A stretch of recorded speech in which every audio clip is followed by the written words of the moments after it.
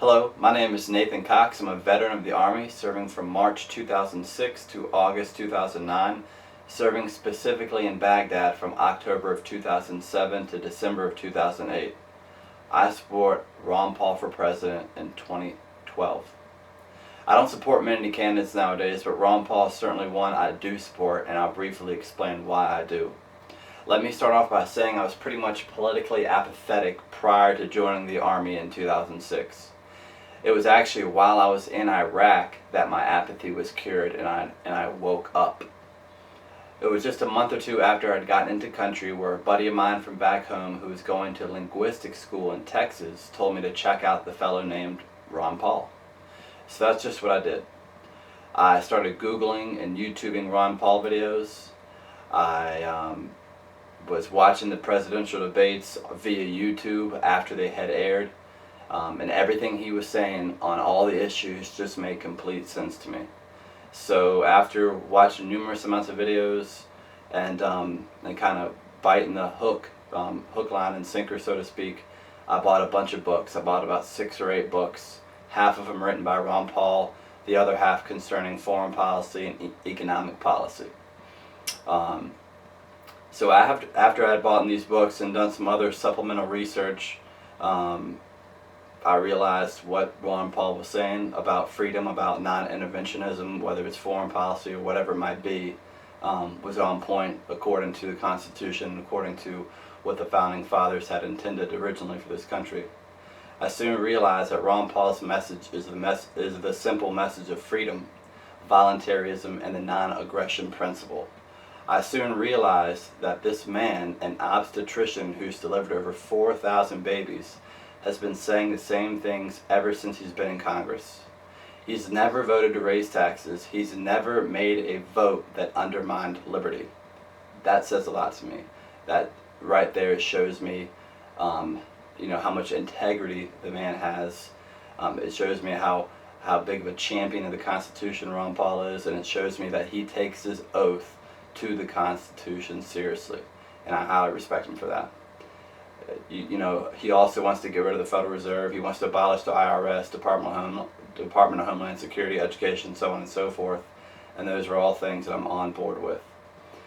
He wants to abolish most of the federal government and simply get people to realize that they own themselves, they own the fruits of their labor, and they have a right to their life, liberty, and property, and nothing more.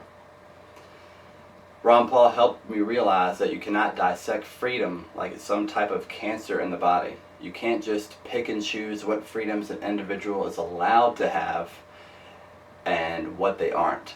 That's what politicians and political parties tend to do.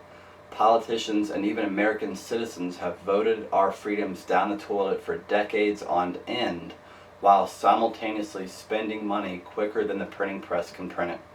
We're supposed to live in a free constitutional republic in which individual rights are highly respected, but instead we live in a democracy where a majority rules, and if they don't approve of a particular freedom, they criminalize it, whether it be raw milk, marijuana, or whatever it might be. I strongly believe what Ayn Rand once wrote or said when she said, "The smallest minority on earth is the individual. Those who deny individual rights cannot claim to be defenders of minorities." Ron Paul is that man that defends individual rights. As a veteran of the war in Iraq, I'm confident the only candidate who will bring our troops home as quickly and safely as possible is Ron Paul. I'm confident Ron Paul will do what he can within his presidential authority to drastically cut spending, cut the size of government, deregulate the economy, and end the war on freedom here in America. I'm confident that Ron Paul is the only candidate who is willing to bring a non-interventionist approach to not only our foreign policy, but to our economic and our domestic policies as well. I'm confident he'll end the federal war on drugs. I'm confident he'll do what he can to restore sound money and bring accountability and transparency to the Federal Reserve. Ron Paul is the champion of the Constitution, and his voting record is clear evidence of that. Ron Paul's understanding of voluntarism and the non-aggression principle is really the two key reasons why I support him. I cannot, in good conscience, vote or support anybody who does not understand these three key principles to a free society. They've got to respect and follow the philosophy of liberty, voluntarism, and the non-aggression principle. For those of you who may agree with Ron Paul on every issue but one or two, I ask you to please give your vote to Ron Paul. Look at his voting record. It's a measure of his integrity.